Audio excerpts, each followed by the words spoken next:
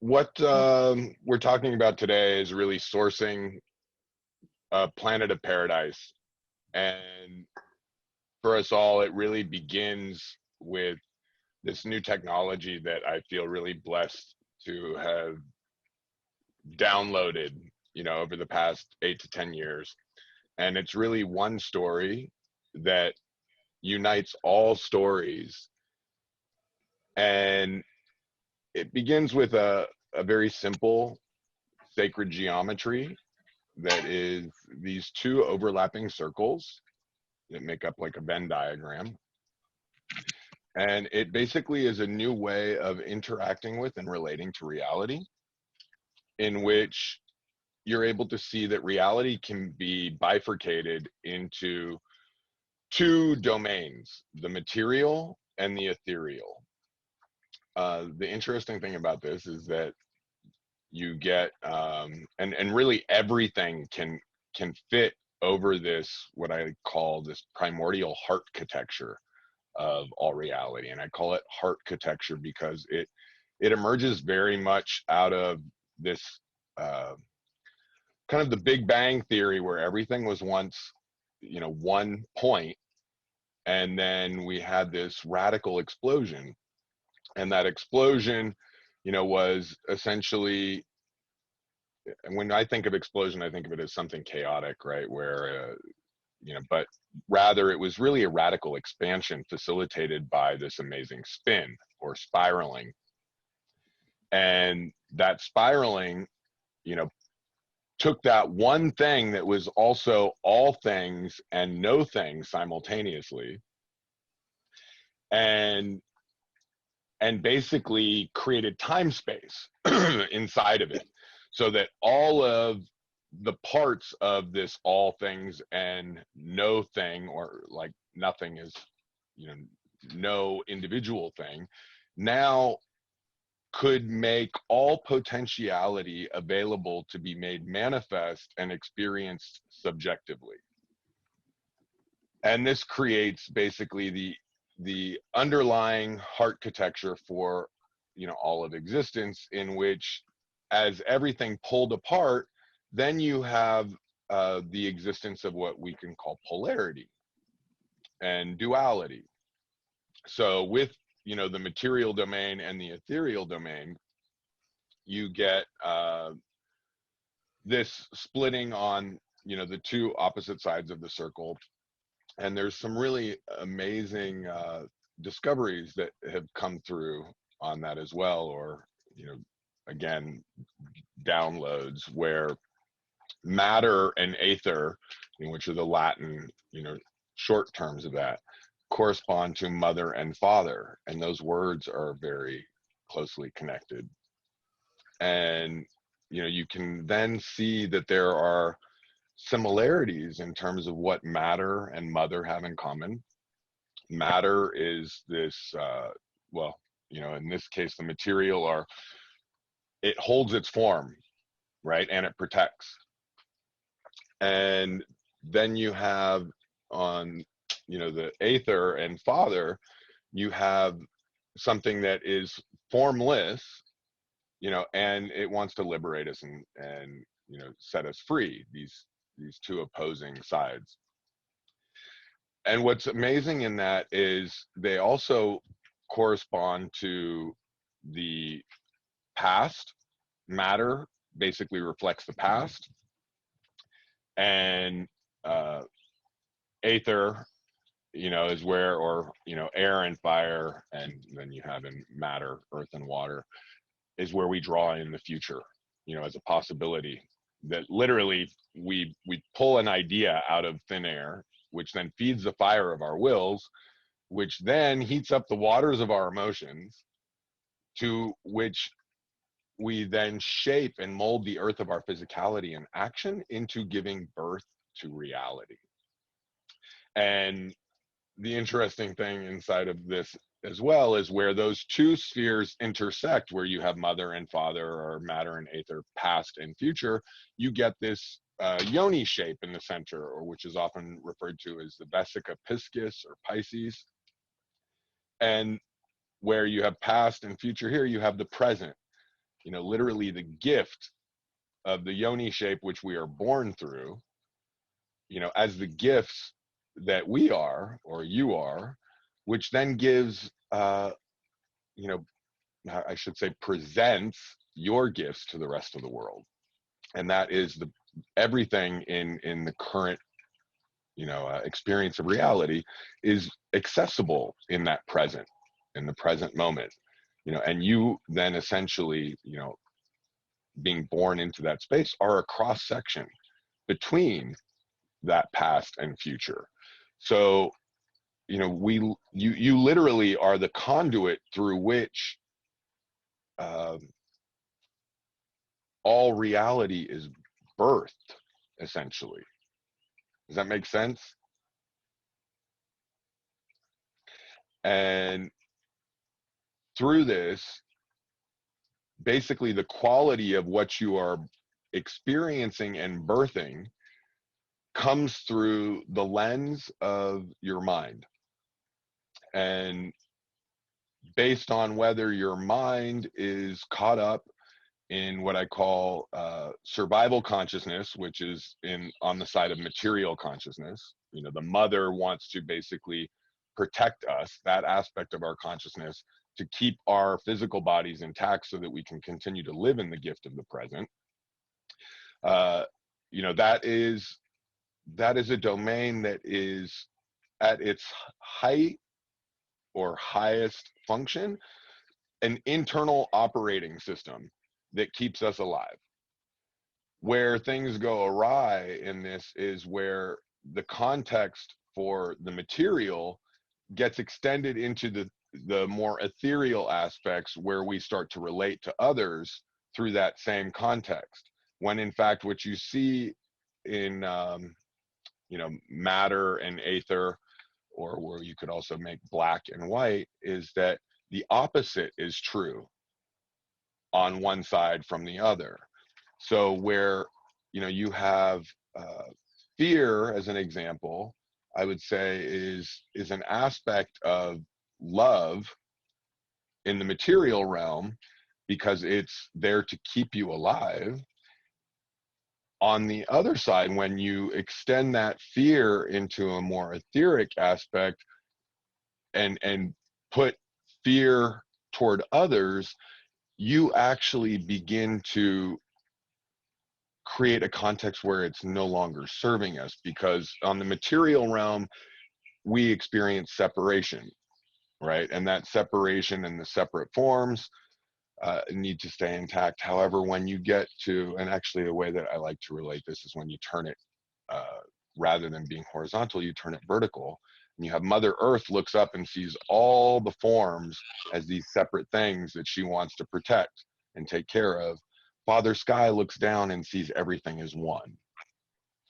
And this is where we get the context in the etheric sense, which is, how we can interpret reality as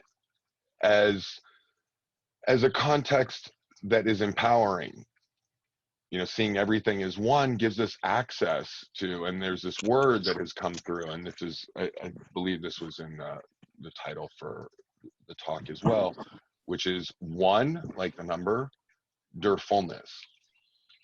And wonderfulness is essentially this state of being and this overarching context to all of reality that is essentially one story that unites all stories, and essentially relieves us of all suffering and returns us to a state of joy, grace, and ease.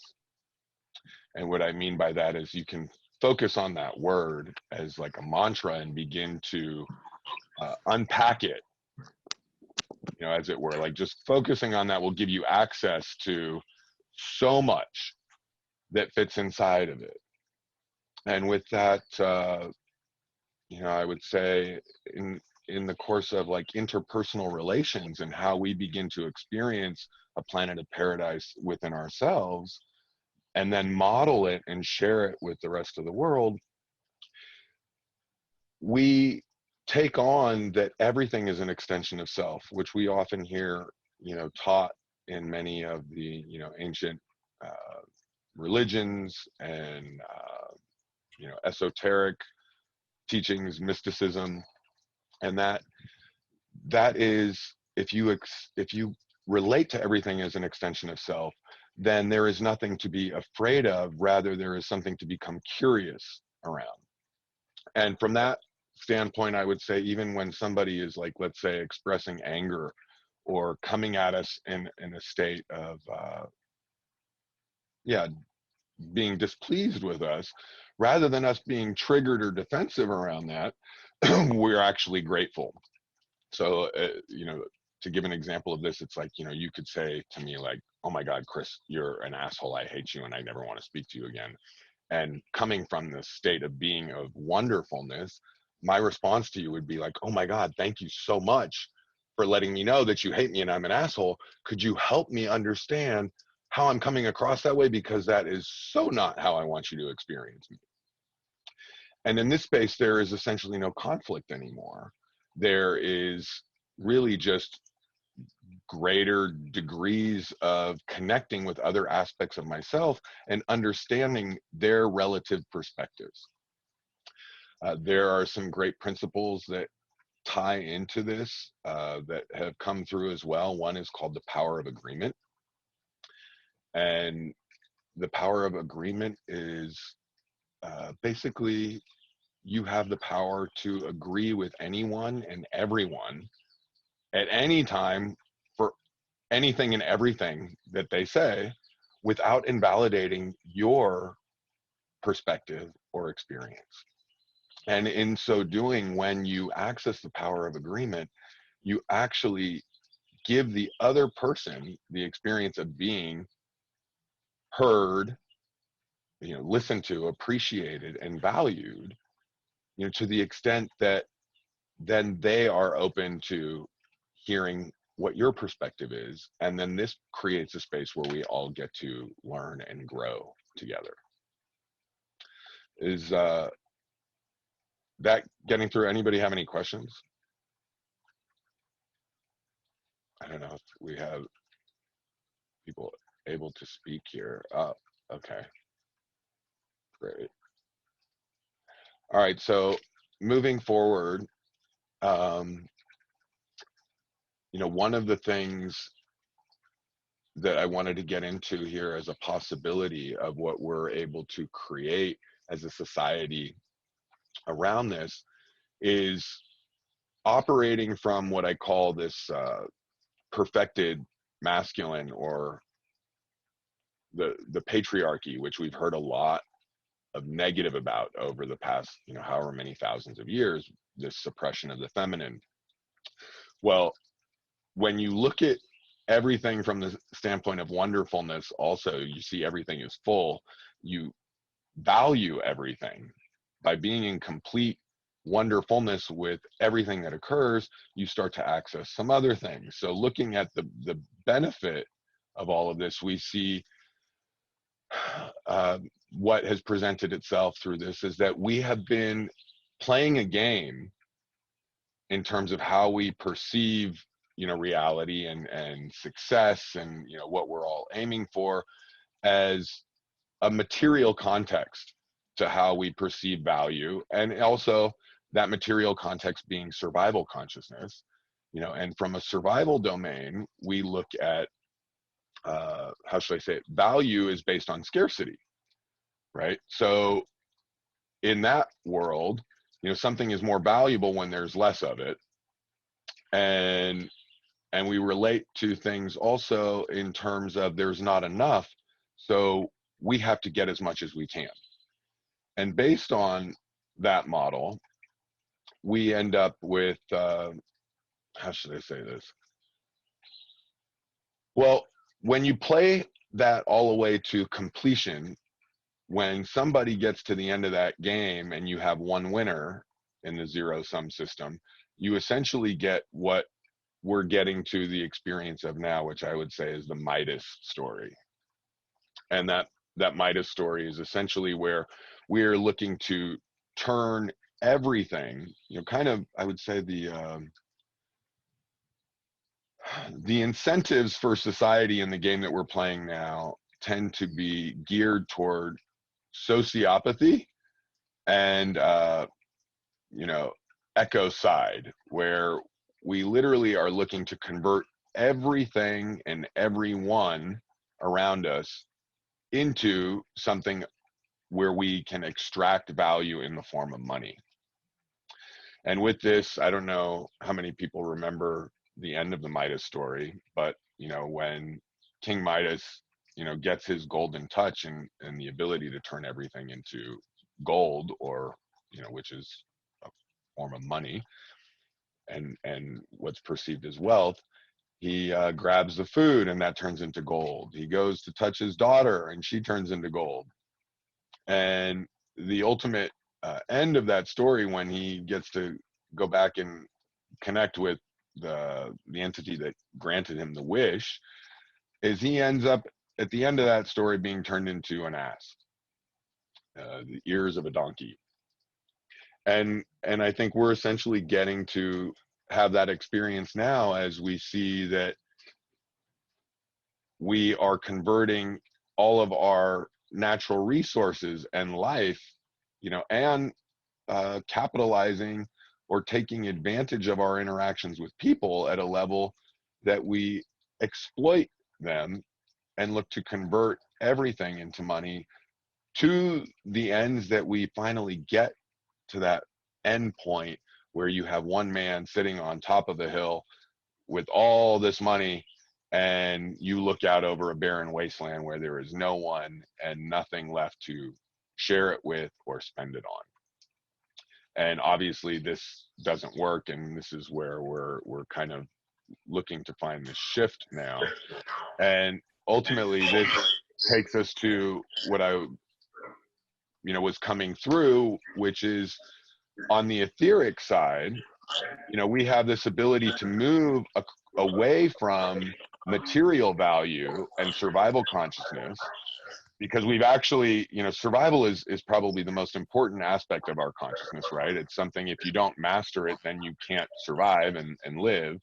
But now that we have got that level of consciousness, and also gotten enough of the resources and the tools that we could provide food and shelter for every person on the planet if we were managing our resources in that way.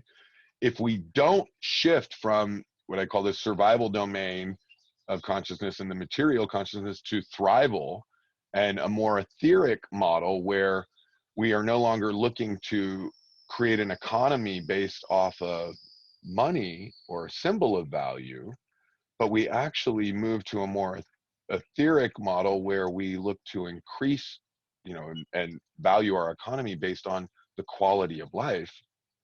Now we have this amazing capacity that has emerged, you know, at this time and space where, you know, we have these things like cryptocurrency, you know, and we have cloud-based technologies that can actually do all sorts of accounting and valuation for us, to put us in touch with how should I say this, giving us the ability to govern ourselves and put us in touch with choices and value on those choices that are improving the quality of life for ourselves, others, and the planet as this wonderfulness.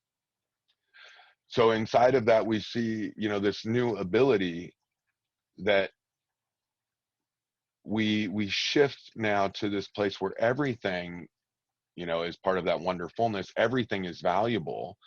It begins to alter the way in which we deal with reality, where we're no longer taking parts as good and bad, but we're seeing things from a standpoint of all is good. And when we look at things from that perspective, you begin to actually find the good in all of those things. So as an example, rather than flushing our waste, you know, our how should I say it, our excrement and sewage out into the ocean, we actually now put that waste into a place where it gives value back to us, you know, like in the earth. where we remineralize and nitrogen our soils. And so with this, we no longer devalue aspects of our life. Part of the whole thing with flushing our sewage out, there's some people may be aware of these things called red tides that have become, a more modern problem. It has been said that these red tides have actually come from an imbalance in too much nitrogen being put into the ocean from all of our sewage, creating these blooms of this, algae that is toxic to most other life forms, including us, where all of this, biomass or all these fish will wash up on the shore dead.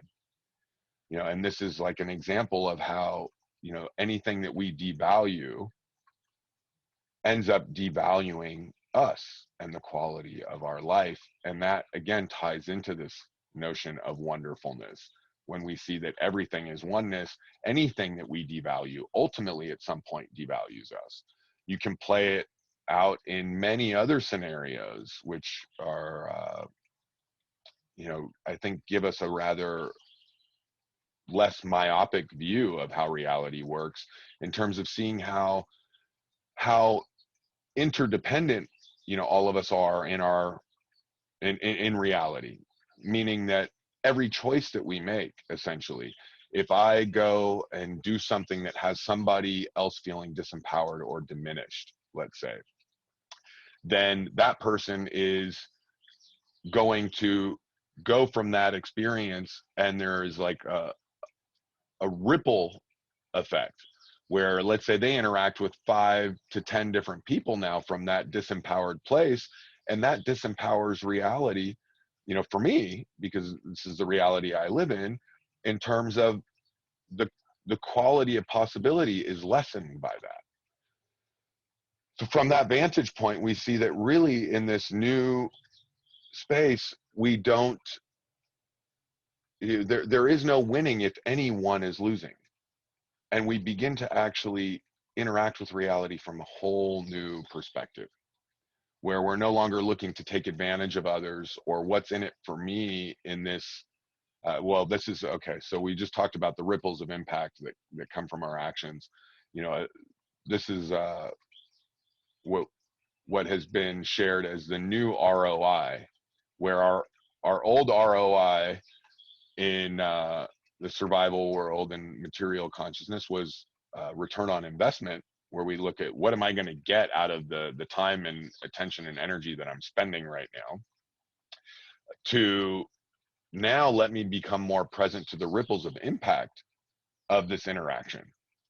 So that, as an example, if let's say I happen to have the advantage in a business deal with somebody because I produce, let's say, food, and somebody else produces shoes, and food is something that is more necessary for survival. I could be, let's say, I talked to this guy. He's got, just to make it simple, I produce melons and he produces shoes. Let's say it takes him the same amount of time to produce one pair of shoes as it does for me to produce one melon.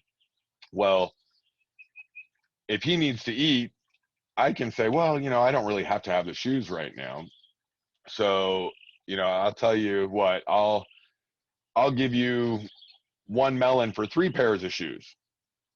Now that guy, that may be sort of unfair, but this is the way our system works now. I can take advantage of the fact that he doesn't have food and that he doesn't produce that. And so he ends up having to take that deal. Well, looking at the ripples of impact rather than the return on investment of the exchange, I would see that, okay, so now that I've done that, maybe, what are the impacts of that? Perhaps one of the impacts could be that guy is now not able to spend the time with his kids that he would have liked to, because he's got to produce more shoes to be able to sustain, the quality of life. And because of that, let's say, those kids don't get the proper parenting that has them stepping up into virtuous roles in the world. And one of those kids ends up being the guy who goes into a convenience store to rob it, and where my wife, you know, my pregnant wife is in line and ends up getting killed. You know, this is a way of seeing how these things operate, in the sense where there is no escaping the impact of our actions, and that any loss experienced by anyone is a loss for us, whether we see it or not. And in many cases we don't. But with the ability now of what we have in the internet and cloud-based you know, systems, we can begin to track all of these things, you know, and we can now use a new form of currency, as an example, to incentivize, you know, people to make these choices by giving scores to those choices and giving them money, you know, for making choices that have greater ripples of impact on improving the quality of life for us, others, and the planet in the greatest way. And by doing this, you know, I see a very radical possibility to not only, you know, as we've been discussing, become that planet of paradise, or how should I say, becoming the world that we want to live in, and then modeling it and sharing it with others. We also create a system that supports us and gives us the information, the complex accounting that's necessary to understand the impacts of all of these choices. You know, as an example, how that system may work is, let's say we're looking at now a gamified social media network that then has, you know, this currency that is given to you for the choices that you make. You know, every choice that you make that creates value in that system on improving the quality of life. And then you know, one aspect of this could be, let's say I'm going to buy a pair of shoes, and I'd like to go and buy a pair of Nikes, as an example.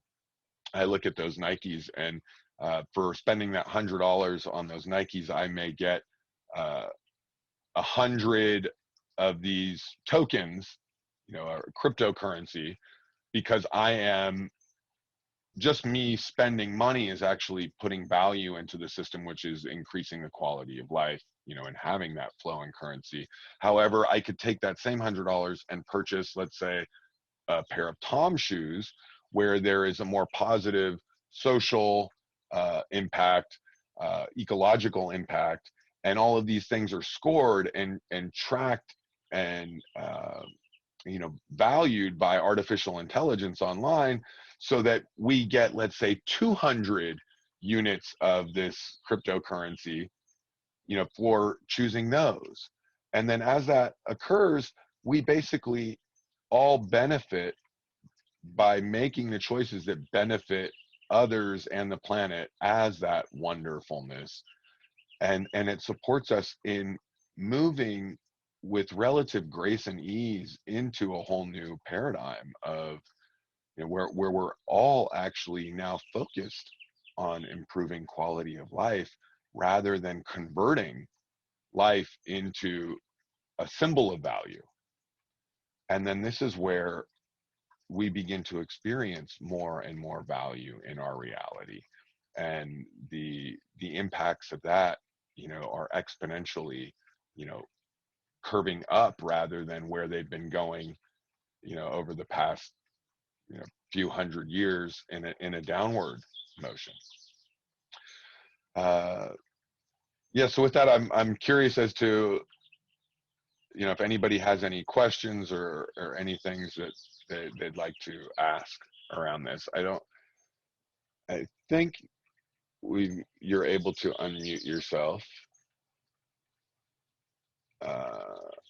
Let's see. Or if anybody has anything they'd like to offer into that space also.